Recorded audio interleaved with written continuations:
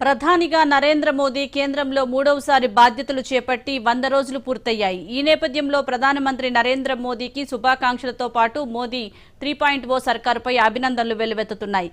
గత 100 రోజులుగా అన్ని రంగాల అభివృద్ధికి మోదీ ప్రభుత్వం చర్యలు తీసుకుంటోంది. ఈ క్రమంలోనే మధ్యతరగతి వర్గాల కోసం చేపట్టిన కార్యక్రమాల గురించి ప్రత్యేక కథనంలో చూద్దాం.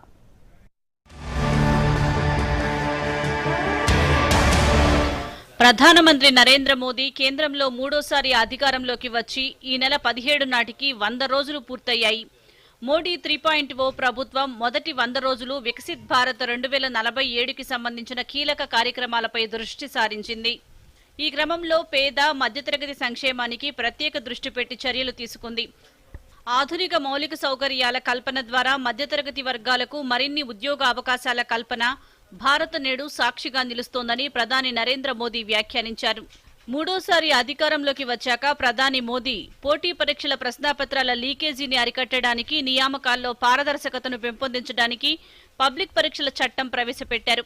కనెక్టివిటీ పెంచి ప్రయాణ సమయాన్ని తగ్గించేందుకు పూణే, థానే, బెంగళూరులో 30,700 కోట్ల రూపాయల ఖర్చుతో మెట్రో ప్రాజెక్టులకు శ్రీకారం చుట్టారు. ప్రపంచ తయారీ కేంద్రంగా మారే దిశగా భారత్ను తీర్చిదిద్దే క్రమంలో 28,600 కోట్ల రూపాయల ఖర్చుతో 12 ప్లగ్ అండ్ ప్లే పారిశ్రామిక కేంద్రాల ఏర్పాటుకు శ్రీకారం చుట్టారు. భారతీయ విద్యార్థులు వైద్య విద్యకు ఇతర దేశాలకు వెళ్లే అవసరం లేకుండా రానున్న 5 సంవత్సరాల్లో కొత్తగా 75,000 మెడికల్ సీట్లను కల్పించనున్నారు. 6 కోట్ల మంది వయోవృద్ధులకు లబ్ధి చేకూరేలా 70 ఏళ్ల వయసు పైబడిన వాళ్లకి ఆయుష్మాన్ భారత్ కింద ఏటా 5 లక్షల రూపాయలు ఆరోగ్య కవరేజ్ కల్పించారు. పట్టణ గృహ నిర్మాణ అభివృద్ధిలో భాగంగా 2,30,000 కోట్ల రూపాయల కేంద్ర సబ్సిడీతో ప్రధానమంత్రి ఆవాస్ యోజన అర్బన్ పథకం కింద 1 కోటి ఇళ్ల నిర్మాణం చేపట్టారు. పీఎం సూర్యఘర్ ముఫ్త్ బిజిలీ యోజన ద్వారా 3,50,000 ఇళ్లలో సోలార్ వ్యవస్థ ఏర్పాటు చేయనున్నారు.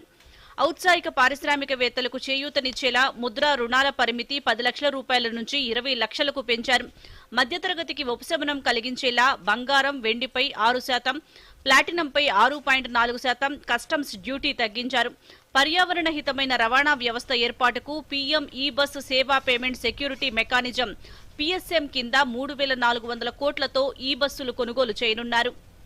మధ్యతరగతి ప్రజలకు మరింత ఊతమిచ్చి వారి ఆర్థిక ప్రయోజనాలు మరింత పెరిగేలా చేసే లక్ష్యంతో మోదీ సర్కార్ ముందుకు వెళుతోంది.